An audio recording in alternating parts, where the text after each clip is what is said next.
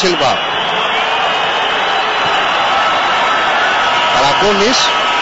Δεν ακολουθεί ο Μουσλίμοβιτς, μάλλον έχει μείνει από δυνάμεις.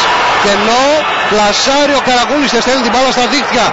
Εκπληκτικό γκολ από τον Γιώργο Καρακούνη στο 87.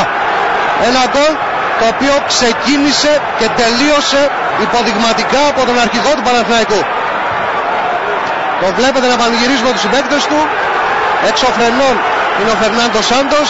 Δεν πιστεύει ότι υπήρξε τόσο μεγάλη ολιγορία, ένα τόσο μεγάλο κενό. Δείτε το εδώ στην άμυνα του ΠΑΟΚ. Δείτε πως περνάει, μένει μόνος και πλασάρει. Εκπληκτικό γκολ από τον Γιώργο Καρακούνη. Στο 87 ο Παναθηναϊκός αγκαλιάζει την νίκη στην Τούμπα. Με αυτό το πανέμορφο γκολ του Γιώργου Καρακούνη. Δείτε το ξανά. Από πόσο μακριά βλέπει τον Χαλκιά. Εκτός εστία.